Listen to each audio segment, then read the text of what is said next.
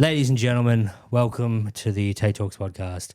I'm the host, Tait Middleton. Today we've got first-time podcaster man on my podcast, Ooh, Xavier Susai. thank you for having me, Tate. That was This is exciting. a terrible introduction from me. First on my podcast man. It's my first time ever. Yeah. It's his first time ever being anywhere. I don't know. We've met through stand-up. 2021? 2021 at the Windmill Comedy Club. Yes. And we've obviously stayed in contact, hung out, all that shite. We leave a lot of voice records with each other, and we have 3-hour phone calls every month. Yeah, debrief on everything that's happening in the comedy scene. Xavier's a man of mystery, let's be honest. He's a pilot. Yeah. Yeah, you're a... I was. I I have all the quals, and I can probably go and pay a bucket of money to get it back up to date. Yeah, but it would cost you $1 bazillion. Yeah, it's the plan, though. Yeah. I would like to get back into it again. You run multiple... How many comedy nights do you run around Perth at the moment? 3 weeklies and 7 monthlies. Yeah. So a lot of gigs. A lot of gigs, yeah. And then during Fringe, an absurd amount. Yeah, I'll do Perth? 25 to 30 shows, around 100 to 150 sessions for the whole 4 weeks. I'm probably going to do a bit less, though, this time around, because I like to just get the good ones and get rid of the bad ones. Yeah, that's really a smart option. Is it mathematician by trade? Yeah, yes, basically, and consultant. So Yeah. I do a lot of What client actually facing. is a mathematician? Good question. Essentially, it's probably the closest thing is an actuarial scientist. That's basically what it is. So, you know the guys that calculate risk for insurance companies and or they'll do some financial modeling. That's basically kind of my domain, but I didn't do actuarial science. I did mathematics, engineering, and aviation, and so I kind of got into it. And there's no real accreditation that you need. You just do the job, basically. I mean, you got a lot of people that are unqualified for things that they're doing well in. Edward Snowden's a good example of someone who has no qualifications, and now he's in exile in Russia. Well, hopefully you don't get there. But yeah, he basically didn't have any qualifications and was working as an analyst and in like IT for the NSA. Yeah, okay. So, you can basically get into jobs with enough of an aptitude test or a reference. And so a lot of the work that I do in consulting, which is business analysis, I will model out like things based on numbers and variables and come back with solutions. Yeah. So I tend to look at efficiency as a measurement, but also do metrics and measurement of influence. So something that I'm kind of quite experienced in is how to influence or how to measure and manage people mathematically. So that's one of the skills that I've sort of accrued over time, which is really useful when you want to, for instance, identify how much is at stake and how much time you should spend on someone, and whether or not you are seeking to get them in a positive or a negative influence. Because some people, for instance, you actually just need to, they will always change or maintain a position on something. So what you want to do is minimize the risk of them actually being influential. And so you basically want to keep them quiet. Not in an inadvertent or nefarious way. Yeah. You can look at your communications as a business and go, okay, hey, how much time should we spend on someone, and whether or not we have to engage with them to ask them what they want in order to come to the table. So there's a lot of there's a bit of science behind bargaining. And that's one aspect of modeling solutions. You know, when you see like Joe Rogan and he's talking to Neil deGrasse Tyson, and Joe Rogan's just like, Yep, great. Yeah, that's me right now. Yeah, right. When you're like talking about all this stuff, and I'm like, yes, I understand those words. It was like I think I understand some things of it. Yeah. I mean, the other thing as well is like with math, it is incredible some of the roles and projects that I've landed in, which there's a lot of stuff in economics, for instance, that I'll end up in.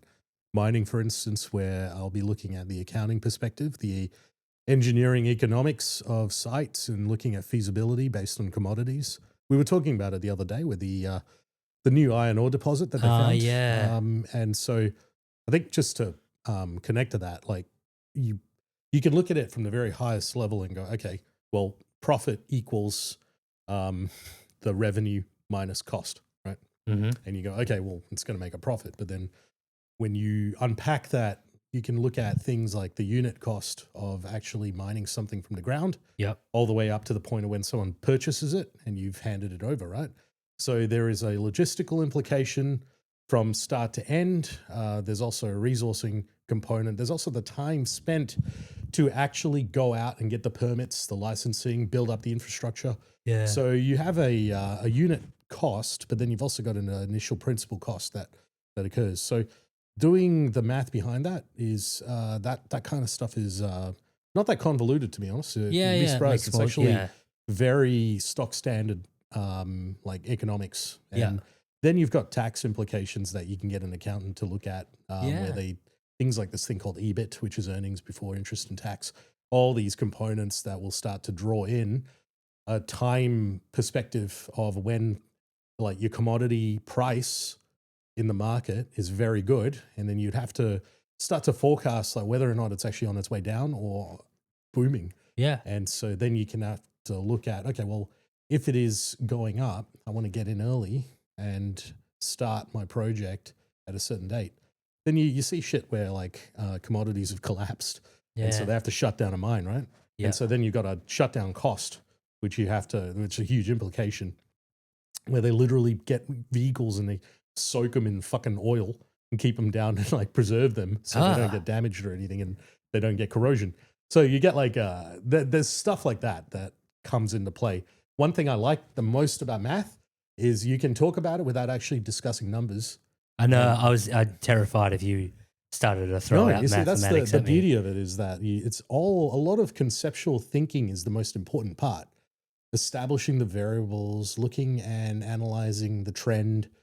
These are all discussions that people want to have. People get really afraid of the concepts of math. And I suppose when you get down to the mechanics of how you create an equation and you put that together, people tend to sort of shut off from that. And that's fine. That's not everyone's cup of tea or anything. It's my worst thing by a country mile. But there are a lot of basic summations that we all do. Things that we mental or subconsciously do, like projecting distance and predicting things when you are doing stuff, your intuition, all of that is actually numerical, right? Like when you throw a ball or you measure distance or when you drive across the street or your time to estimate. Time's a big one. Obviously, we're all like, got to do the dishes before I leave. That's 5 minutes. Got to do this, this, and this. Yeah. And you can work out your sort of schedule around it. But you don't actually do the math, do you? No, you don't. You just kind of rough. Exactly. And I still think that's math. I mean, you basically, a guesstimation is math anyway, because you're creating or emulating based on a model that already exists, for instance. Let's say the dishwasher is going to take 25 minutes. Mm-hmm. That in itself is a model where you can go, okay, what other things I can be productive in, or can I walk away from it? Your perception of time also is amended from that or altered from it. How often you watch the clock and your cognition to it. These are all kind of functions of behavior that they're numerical. They're just based on your experiences or your intuition. We all do it. And I think the problem with math now is the structure of how we teach it to kids and the way it is sort of almost shunned as something that, well, it'll take away your personality if you like it, or there's some sort of negative connotations with certain things. It's just really weird. I still remember when we had year 10 maths at high school, and we had our maths teacher, Mrs. Evans, and people would be like, I hate maths. And she used to like slam the maths book on like the desk and be like, don't say you hate maths. That's my profession. I love maths. Do you know how rude that is to tell someone that you hate their job? And we were just like, this bitch is crazy. Yep. Yeah. That's Yeah. crazy. Yeah. She was she's a nice lady, but you badmouth math. She was just ready to throw hands. But is the best way to say like, so what you said about the iron ore deposit, like as we Yep. were talking about the other day, is that something that you would consult for? As in, like, if they were like, hey, Xavier, we found this deposit. We would like to know how effective it actually is. Is it going to be like, are we going to find we are actually making a big profit? Should we go ahead with that? Is that something that sort of in a very rough idea that a company would come to you and go like, we have this issue. We want to know if it's worth X, Y, and Z. Can you do the mathematics on it to find that out? I can do things like that. I mean, there's a lot of people who are better and more experienced at that specific problem than me. But if I'm called upon to do things like that, I can. Yeah, okay. And that's essentially a lot of the work that I do anyway. Everywhere else is measuring efficiency, looking at the resources, the time spent on something, and seeing if there's more feasible ways to do things and reduce the cost and time of a process that occurs in any department. So, I'll do that on several projects across federal and state government.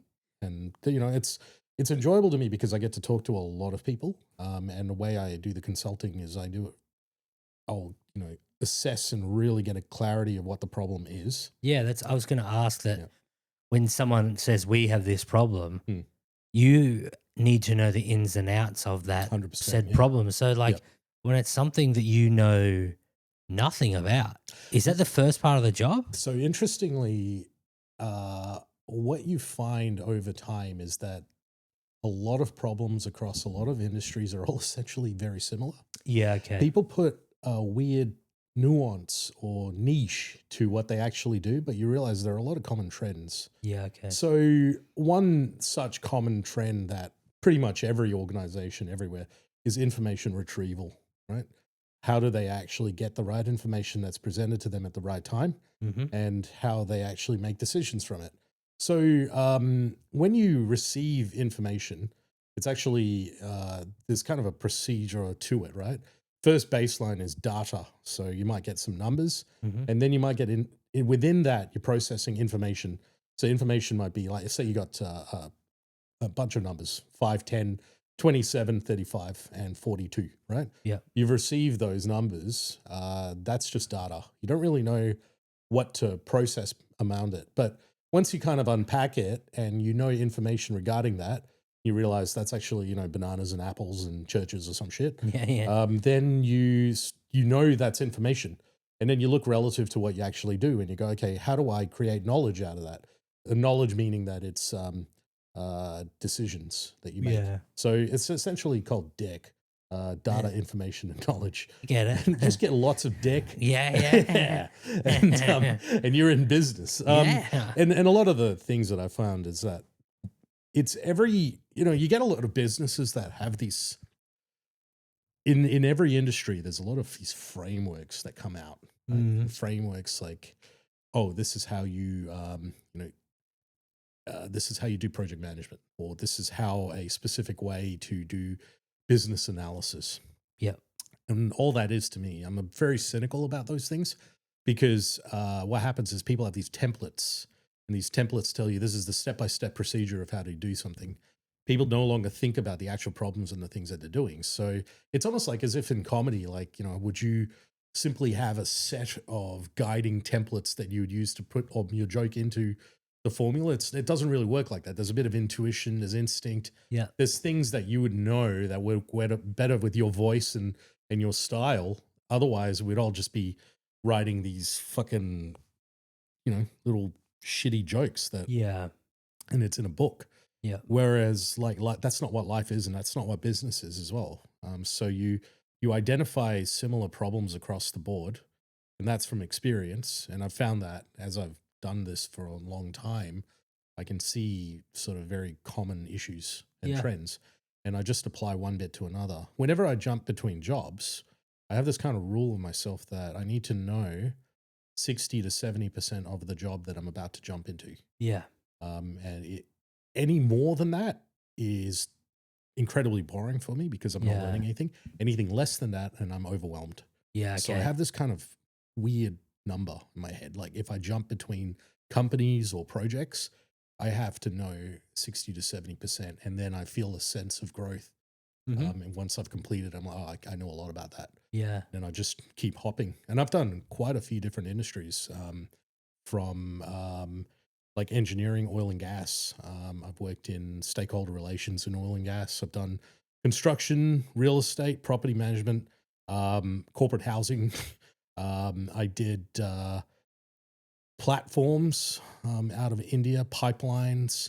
And I've done a lot of defense contracts as well, and just random things here and there. And like right now, I mean, I've got a weird expertise in vocational and educational training, like TAFE. Yeah. Okay. So I know quite a lot about training Yeah. in terms of the governance and also the way things work. So that's one of like something I'm quite passionate about, particular as well, Yeah. is I think that workforce training and work placements are really, really important um, in economics anyway. I think coming out of university and realizing that quite a lot of what I did in university made essentially no value Mm. to what I did after.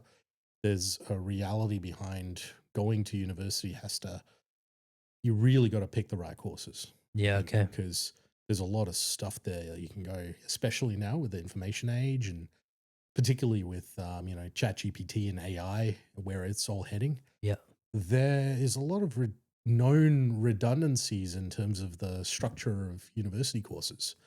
Um, As in, like, they're not going to be around in the future? I think that there's quite a lot of As in jobs, sorry? tertiary education is taught by people without industry experience. Yeah. And Okay. because industry experience is constant and evolving very rapidly, a lot of the things these guys are doing is if they were actually involved in industry, they predominantly get involved in the research side for small components and is very grant based. Mm.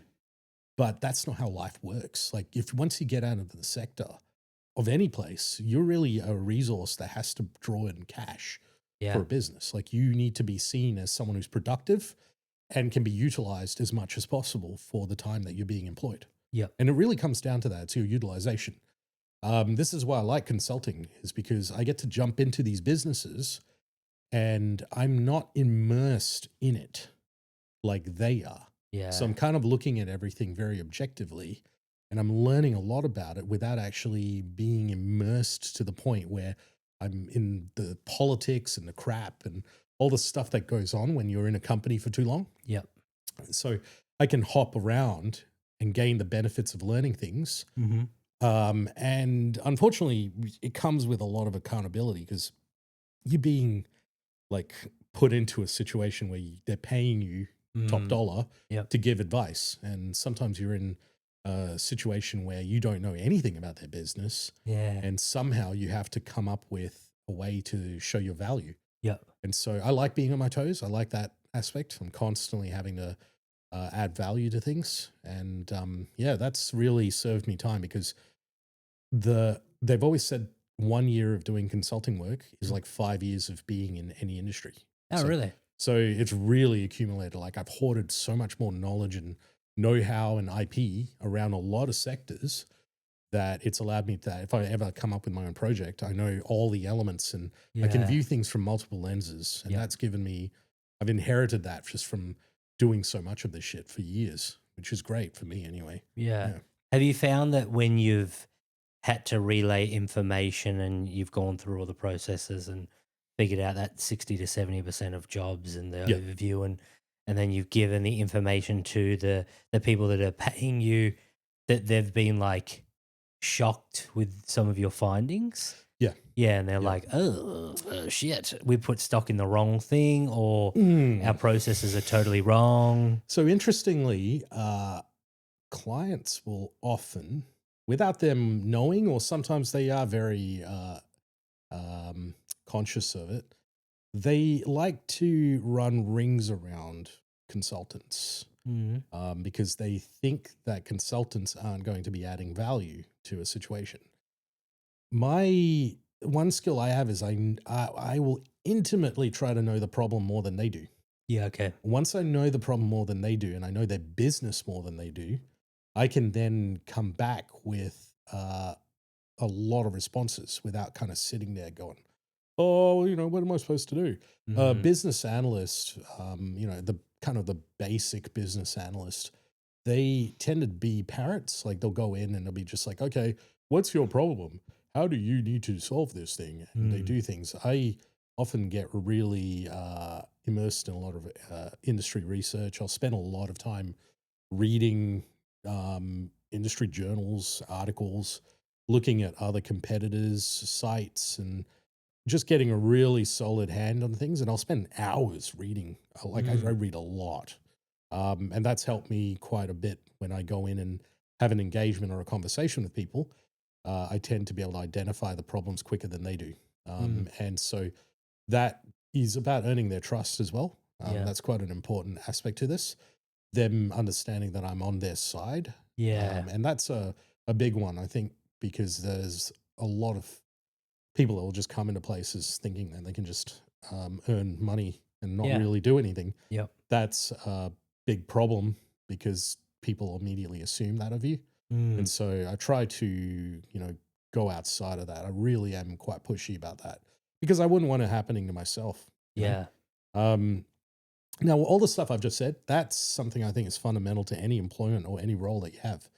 If you go and work in a company, I think it is most important that you try to process and learn as much of the business as possible outside of what you just do. Like if you go in with a role, I did this in Pizza Hut for fuck's sake. Like when I was working there, Did you work at Pizza Hut? No, it's like pizza and pizza. Huts. Nuts.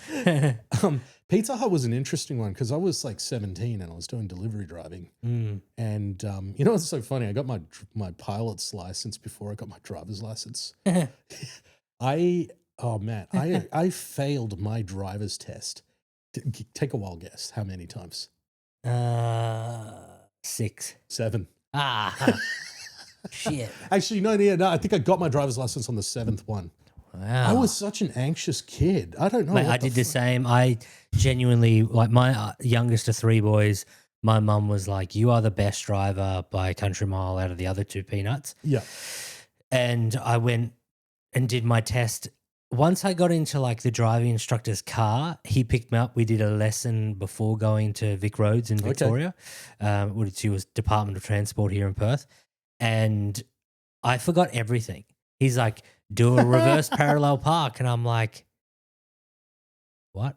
He's like, the thing that we've done 8,000 times, I do that. And I'm just like fucking it up. I'm stalling the car because it was a manual. And then, I just royally fucked it. And I was so nervous. I had the same thing. The nerves, it's crazy, isn't it? How it can just inhibit your brain to go like, hey, remember when you had like nice wrinkles in your brain and it was functioning perfectly? We're now smooth. Fuck you. It's interesting how much anxiety I had as a kid, just in general. I was always nervous about everything constantly. And I don't know, something sort of clicks when you're in your 20s when what I really struggle like that whole driver's license thing was quite a fascinating thing. I just didn't feel worth anything. Like it was really strange, but I could fly a plane. Like I did my solo and got a thing called GFPT it's called. So it's like a general flying practitioner's license. So you're like, I'm a GP. What it is there's like a training area between Jandakot and Mandurah, and you could basically go and fly there with this GFPT without having a pilot's license. And so it's kind of like a student trainer license. It allows you to fly solo on your own. Yeah. I can't remember if there was a passenger allowance. I believe there might have been. I didn't do it. I didn't bring a passenger or anything, but you could just fly free for all in that period of time. In that cool date. Hey? Be a cool date. I did that. Yeah. I did that a few times. It was good. Want to go in the cockpit? She's like, what? And then we fly the plane. Yeah. No, That's comedy, huh? yeah, and because I did the aviation degree first after high school, and it was really Was that at great. uni? Yeah, Yeah, okay. at Edith Cowan. It was the only place that offered it, so I just went there. So was the plan to be a pilot? Yeah, I wanted to. I really love aviation. I was so hell bent on getting into it, and it was just something that was like, I either take up another profession Mm-hmm. and be a pilot, and that was initially the plan. And I honestly wanted to be a doctor, and I still kind of in the back of my mind, Flying doctor. I fucking want to be a doctor. Like in the back of my mind, I feel like that was something I should have done. I was obsessed with MASH, the TV series. Holy shit, I've watched that like continuously. It was like just like this is what I want to do. Yeah. But then I also like because my ADHD brain, I just like all this other shit. Like I love satellites, I love space exploration, and I love the military.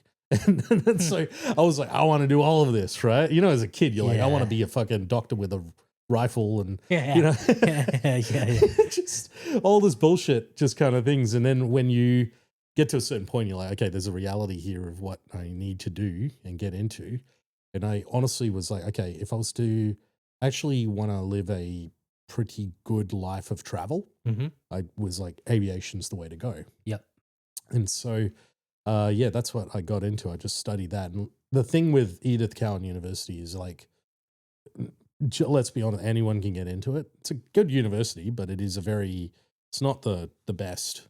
But it was They're the only actually one. my major sponsor. That's the only one that had the aviation degree Yeah, here. okay. So I just enrolled in it, and then I did a double in math. So basically was studying math and doing aviation, and I really, like, I don't know, I was really enjoying math a lot. Yeah. I think there was a good teacher. There's good lecturers there. That makes all the difference, I think. But also, math is like structure for me that allows me to learn it by the book, like literally going, here's an exercise completed, here's another exercise completed. Yeah. And I think I really enjoyed that at that period of my life where I needed structure. So you like there is an answer to here. There's only one answer. And this is the Find learning it. pathway, Yeah. which is a big thing. So you were just saying that you went to, who was it, Edith Curtin? Edith Cowan University. Edith Cowan. Yeah. So you did that. Good lecturers make all the difference. Obviously, mathematics on the side. So you got into that sort of like mode of being like, oh, I really like this. It gave you the structure, as you said. So talking more about being a pilot and stuff like that, or like I don't know anyone who's can fly a plane. Well, I don't know how hard it is to fly a plane. Right. So when you see in films and some guys like, the pilot's gone down, can someone fly this bad boy? Do you reckon that's possible that someone could do that? Yeah. Yeah. So it's relatively. It depends on look, aviation's interesting, and commercial aviation, particularly like airlines and larger aircraft, it becomes more training for emergencies and exceptions. Yeah. And it's a very procedural level of training. There are checklists upon checklists. And so your cognition is about retrieving the information at the right time and processing it in a sequential manner, which allows you to reduce risk. Yeah. And that's really what it comes down to when you start to work in that level of caliber of aviation, is that it's less about your understanding of flying an aircraft as it is about following procedures. Yeah, okay. And so the thing that allows you to get to that point, though, is an understanding of aviation. And so there are kind of multiple levels of aviation as you get into it, which, you know, in the very beginning, they're really just teaching you how to fly a plane. Yeah, okay. And so even your functions of a small aircraft, the principles are all the same from across aviation. Okay. You know, you're using and knowing how to fly an aircraft of a small caliber, like a single pitch propeller Cessna 152, for instance, is where usually kids or people start out. They'll fly that. Mm-hmm. And that is a full function feature. There's no autopilot. And it's really around learning how to fly by perspective and looking at things visually. Um, what happens is like when kids and I was also a victim to that, is when I was training or when I was getting into training, I was so influenced by the flight simulators that I used when I was growing up. Yeah. Okay. And a lot of that stuff actually messes you up because you don't get the feeling that you do when you're actually flying an aircraft. And literally, as in the motions and pressure exertions of like your controls, your Mm. flight controls, you actually feel the pressures, as well as when you're, say, turning an aircraft in a flight simulator. You're not really thinking about your rudder, you're not thinking about the wind, you're not thinking about the pitch. You're just kind of following this thing and just flying around, right? Yeah. Yeah. And that's very different in like real life. Real life, you actually have to fly in proportion to the horizon. You've got to actually watch Oh. what you're doing outside. And so you almost, when you start out, you take away your reading of instruments. Yep. And that's how you actually begin. So there's a principle of aviation called aviate, navigate, and communicate. Mm-hmm. It's really about prioritization of what you do at any time. And so they drill that into you. And I quite enjoy the aspect of the flight training because it taught me an insane amount of things that I would use in life, like Mm. just the planning, the way you measure distance and track, and like heading. Yep. They're all variable to the wind and how you guess to that. So when you start out, it's all very visual. It's all about how you read maps and how you actually put in a course, and where you know about the wind, you actually then identify what your best heading is. So if, say, you get a really strong easterly wind and you need to head north, you almost have to be flying slightly on an angle Oh. towards the wind, because that's the only way that it's going to compensate for staying in line and heading north. Ah. Yeah. And so there's a thing called track versus heading. And then every 10 minutes, you plan, because you look at whether you were on the map versus your track. Yeah. And you find if you're actually heading too much to the east, then you know, because you see yourself, you see your line and you go, actually, I was supposed to be here slightly. So you Yeah. make a little slight compensation. And every 10 minutes, you're looking at this and looking ahead Yeah. at what you're going to do every 10 minutes. And that was a huge lesson for me, like to be able to operate on 10-minute markers, and start to really understand how I was operating in life. Yeah. Time management was a huge component of aviation because you need to stay in control of a situation with a lot of moving parts, and how you continue to do that. Then they throw you into practice emergencies and issues and other things, and how you troubleshoot those situations. Yep. Then you really realize like how important checklists are Mm. and how to work through that. And then you also start to learn the etiquette of communication, back and forth. And whilst you're doing that, you're still trying to fly into a a control point or a waypoint, and you're navigating continuously.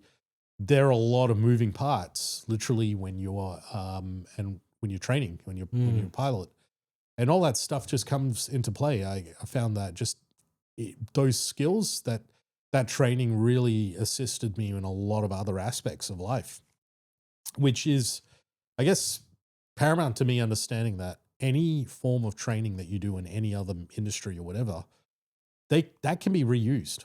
Yeah. Like whatever you actually do in life, you can reuse a lot of those skills, because you find benefit to a lot of things. And that's where I was like, oh, okay, learning is learning. Yeah.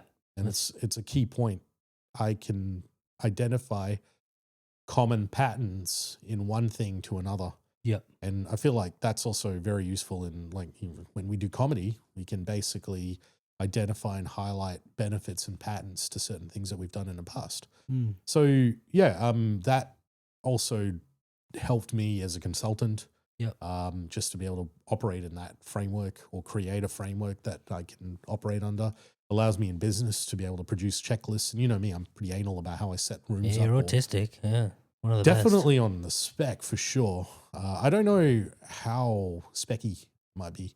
I mean, you wouldn't bark like a dog if I tapped you on the shoulder unannounced, I think. Yeah, and it doesn't really bother me, like, if, say, you dropped a bunch of pens and they all fall in multiple directions and stuff. You just count them. Yeah, I'm just not like 23.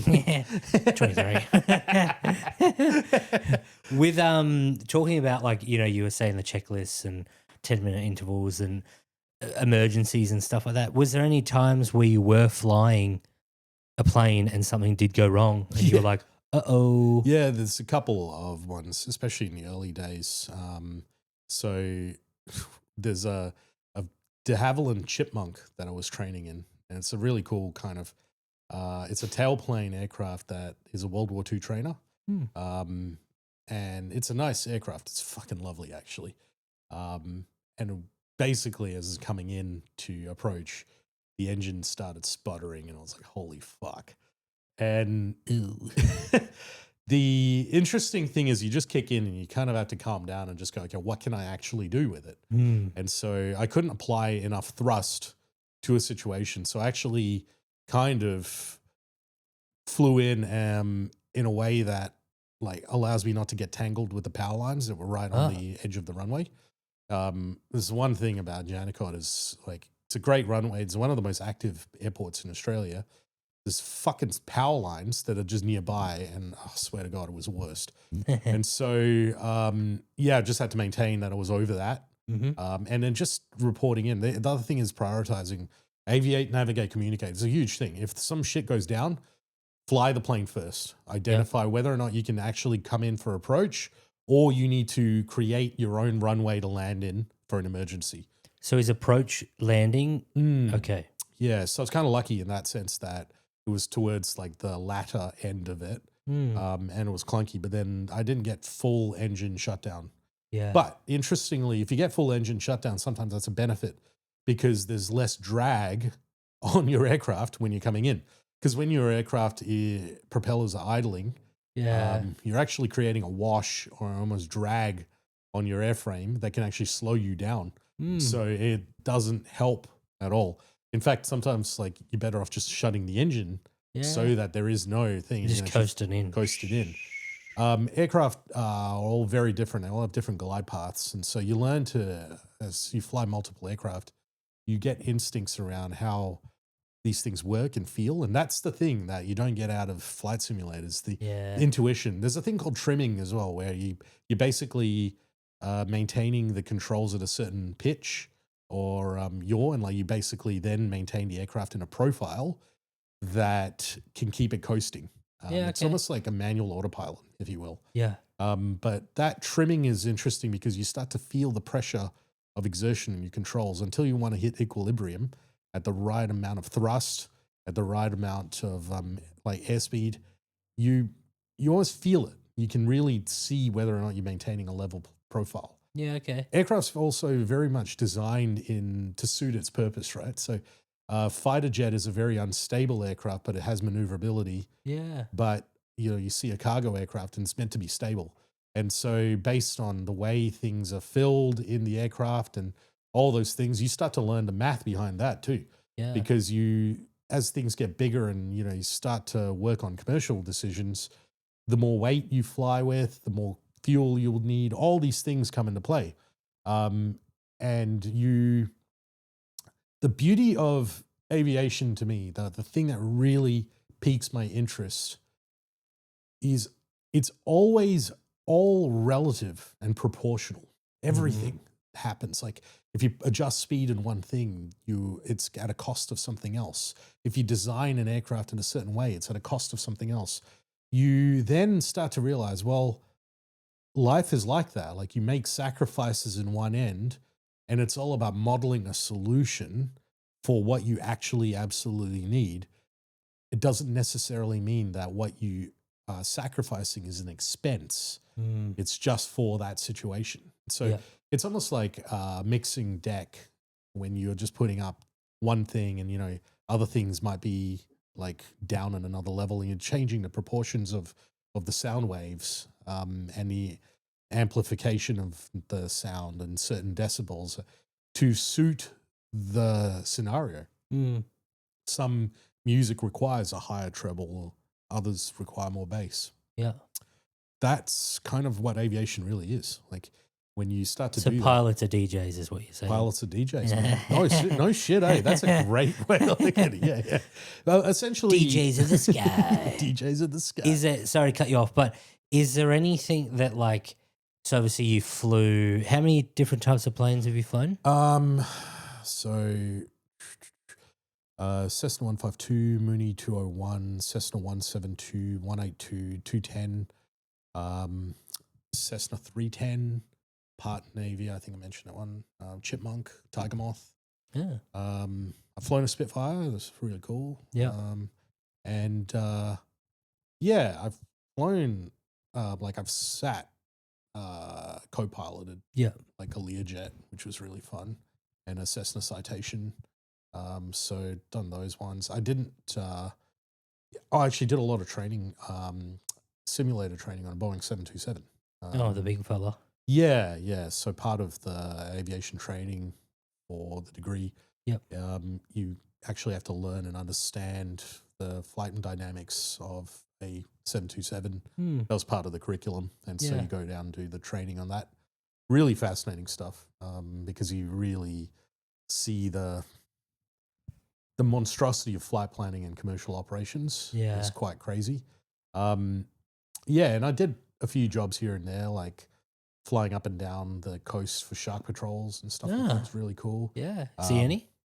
Yeah, Yeah. heaps around. Like So tiger do you just sharks. communicate, hey guys, it's me and the Spitfire, just there's a big old fucking tiger shark down here. Oh, it gets even more interesting. So 96 FM, the radio station, would sponsor us. So we would actually do broadcasts on the sky. Oh, And Artie it was- Pie in the sky. Yeah, it The was all that Simpsons. shit. Yeah. So literally would do that stuff. It's Artie Pie in the sky. Every Saturday morning for fucking 2 years, I would do that. really? Yeah, it was really cool. And they paid for it as part of like the whole agreement, was so we can accrue hours. Yeah, and that's we'd literally sick. fly up and down. And So that was Shark really Patrol. fun. Shark Patrol, yeah. So cool. It Do you have that on your resume? Because I would. Ah. I want to put that on mine. I mean, it's just such an interesting thing, and we would never go down to Roto for some reason, but we'd always do the up and down from the coast, from Burns Beach down to Frio and down to Safety Bay, and yeah, see a lot of cool stuff. I love how you can see sharks like from the sky. I'm like, Yeah, this that's is fucking crazy. phenomenal. How close are we? So how high are you in the sky compared to? I think it's 600 feet. Yeah, and you can still see the sharks pretty decently. 600 feet, I believe, up to 800 and 1,000 feet. We kept it at that certain level, but there's like you got to be very specific about your height when you're going around, especially in city areas. There's operations charts that go through, but we're looking, I mean, it's 25 years ago for me. Yeah. So, there's like a ceiling, and then there's also like a surface limit that you can't go any lower than that as well. Like you've got a lot of regulations that you have to follow. And then there's like a kind of unspoken rule, but it's actually a rule, is like you fly right to everyone's left. So you're actually flying on the right side of the road in the sky. I thought there's no traffic lights or like it's just free reign. No. So basically people flying south, for instance, you'd be seeing them onto your left. Wait, so you do you know when you're flying a plane that there's someone else around the area? That's why you have to look. Yeah. And, So you visually, yeah. there's a little like map that goes like a It like depends a on the type submarine. of- How it's like bing, Depends on the bing. type of flying that you do. Mm. So you've got different kind of layers. When you start out, it's called visual flight rules, or VFR, and you literally just look out. That's why you don't fly in bad weather in that kind of scenario. There's no clouds or shit. Yeah. You're not even allowed to fly through clouds. Wait, sorry. While I've got you here, what is turbulence in a plane?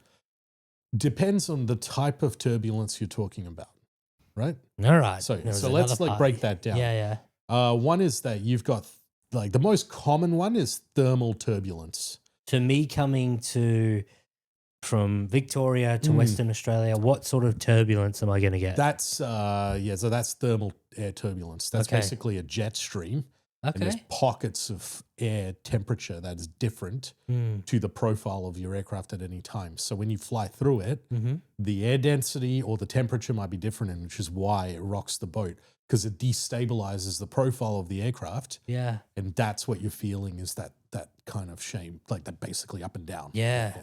I've never had it too bad, but I've seen videos where people are legitimately like, Yeah, certain pockets of the, especially up north because of the desert and the heat that comes up from that, you will get some pretty nasty fucking turbulence up north, particularly in northern Western Australia. So It's pretty bad. you want to be in the front of the plane? Is that less turbulence? Nah, generally, I mean, actually, the middle is where there's less. Oh, In theory, there'd be less because it can't turbulence. really bend. Well, the wing, well, it can, but it's Oh. just basically up and down. Yeah. Whereas, like the right or the back and the front are kind of up and down, like rocking a little bit more. But to be honest, you wouldn't even know the difference, because the altitude up change is the big ticket item.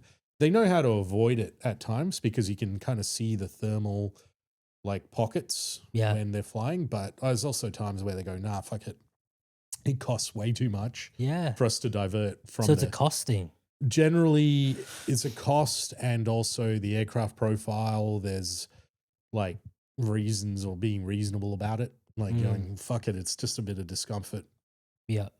Who cares? But for the layman like myself, I think we're going to die. Yeah, generally, but it's so stable. Aircraft like that are very, very stable, unless it's not packed properly. Because that's actually quite a big component about all of this, is like how people load up their shit on a plane. What? So those people that like chuck our bags around and stuff have to do that properly? Oh, fucking yes. Those dumb carnies. Hell yeah. Yeah, yeah. You got to distribute it properly. Those people are in charge of me dying. The pilot ultimately is in charge of you dying, because they look at the manifest. So they actually see like a manifest and go, this is here, that's there, that's there, that's but there. the pilot's it not should doing be that. actually. Yeah, generally the ground can there's, especially in like an I would presume I'm extrapolating my knowledge here, but for an airline operation, there are multiple people involved in signing things off. Yeah, I'd assume. They've always got pieces of paper. When they're like, we're about to close the door, and someone comes in, they're like, big ass bit of paper, and they're just like, meh. Yeah, so the flight manifest needs to be approved and checked from a security point of view, but also from an engineering point of view, ensuring that the weight distribution is correct. And generally with cargo aircraft, that is more important. With flights where they just basically distribute it, they wouldn't be putting all the bags in the back, for instance. Yeah. It would be basically spread out. Yep. In the same way that seating arrangements and other things like that. Well, I've got another question, and these are some questions that you might not know. So yeah, of course. Yeah. But you know when, like, we've all heard they're like, you're only allowed 23 kilos of luggage, 7 kilos, whatever. But I go with my mate Todd. He weighs 60 kilos. I weigh 120 kilos. How does that? Great question. Yes. Generally, the purpose of doing this is because they have an average human weight that is defined on the aircraft. Engineering in general has a safety factor. Yeah. So in civil engineering, I think there's a bridge that I know of, is the safety factor is 16. So basically anything it's rated to, they will say like, okay, well, say this bridge can only take 100 tons. Yep. It can actually take 1,600 tons. Yeah, okay. They just don't rate it for 1,600. Because people will push the limit. Yeah. And so in general, in the safety protocols of aircraft, it's not going to be, it's quite negligible in that sense. Yeah. But they still have a law of averages, like policy 23 kilos of weight, so that people don't take the piss. They're not bringing in fucking tins of tuna and fish heads. And fucking I've seen that show. 27 watermelons and shit like that. Like they're literally just going, okay, this is what I have to go with. Yeah. And you pay excess baggage for that reason. It's almost like a levy of things that they just need to do.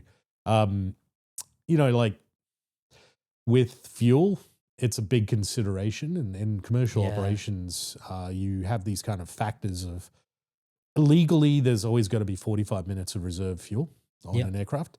But that definition of 45 minutes of reserve fuel is based on the size and scope of a flight. So it's not just saying like, hey, if this thing's taking 100 liters per hour, that I need 45. I need fucking 75 liters for 45 minutes. That's not the case. That's not what it is. It's like okay. you would be looking at yes, that is true. It's 100 liters, but that 100 liters per hour is variable to the weight of the aircraft at any time. Yeah, okay. So as you know, what's so fascinating when you start to fly and you have less fuel, your aircraft's lighter. So you're actually more efficient than you are when you were a full tank of gas. So like there's things that proportionally reduce over time. Like I said, like aviation's beautiful because it's all proportional. It's so like specific too. Like one thing, as you said, it's a detriment here, but it's a positive here. And Exactly, then it just cancels each other out. Yeah, that's right. So sometimes you'll see flight controls basically, pilots will be like, no, we'll fill up here, but they don't fill up in a certain place because the fuel's more expensive.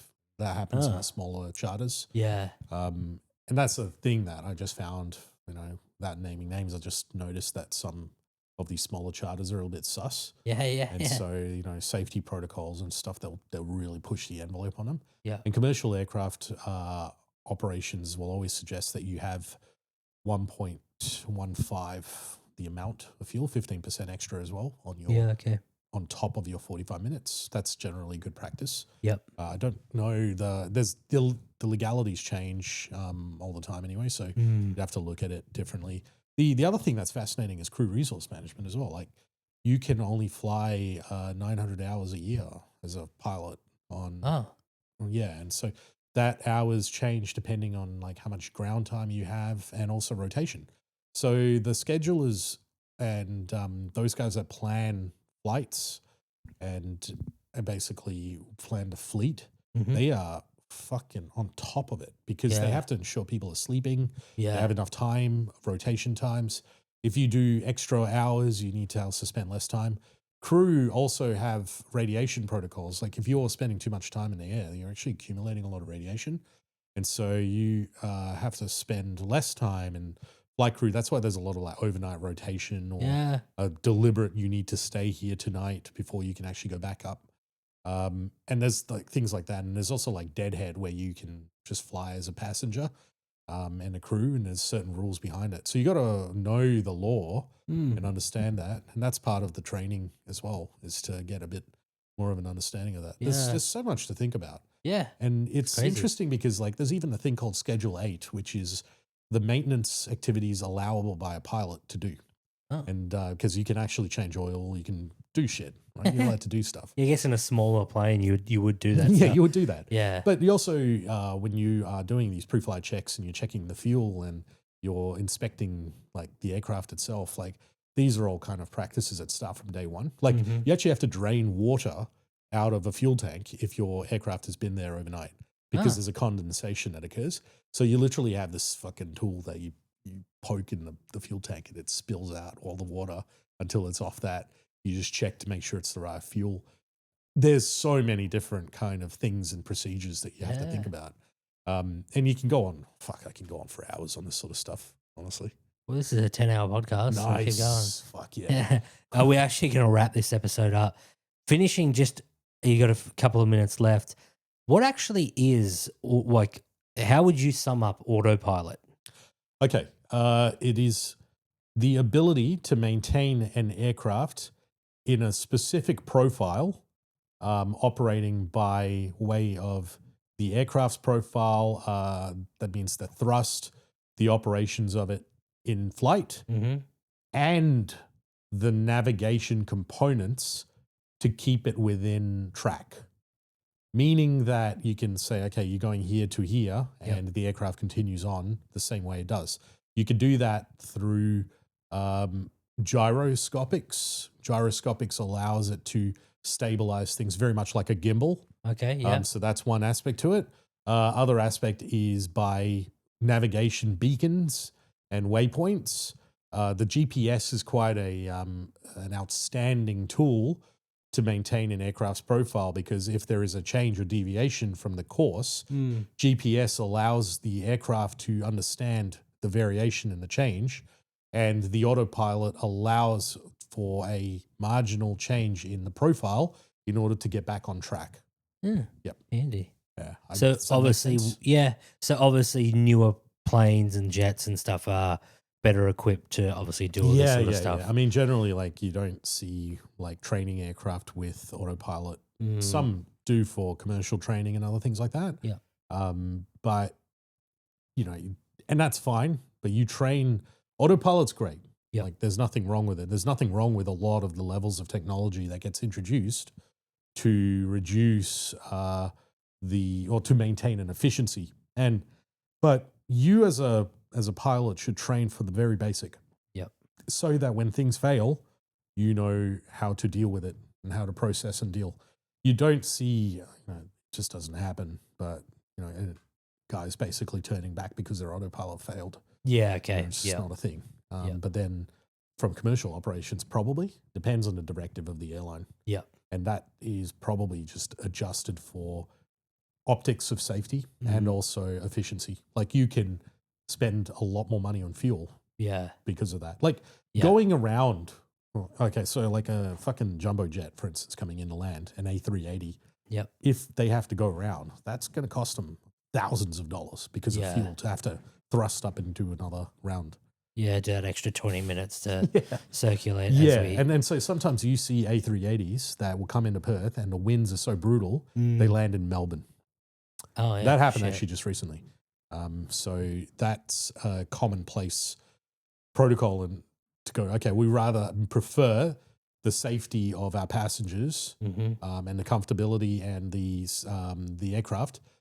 Also, they must have factored in the rotation of the pilots and the flight crew to be able to go. It's actually more cost effective for them to stay in Melbourne, get picked up by something else, or work on another operation to go back, and than it is to actually land in Perth. And then they compensate the passengers with, a hotel stay or some cash or whatever.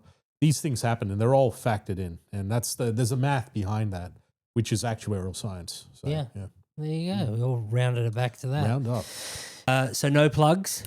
No plugs, grassroots comedy, whatever. I don't know. Your Instagram? Xavier Susai. That's it. All right. I don't need to plug. I don't care. No, it's all good. I want to make sure that don't look at my stuff. Look at all this stuff. I'm going to put up everything. Ladies and gentlemen, that is the episode. Thanks for having me, man. Appreciate that's all right. We're going to do another one because, that's how we roll. Sweet. Thank you so much. Next week is going to be Xavier Susai again. We're going to talk about Xavier actually had a heart attack. Oh, yeah. How many years ago? 8. 8 years ago. Shit. Yeah, 8 next week. And doing Kokoda as well.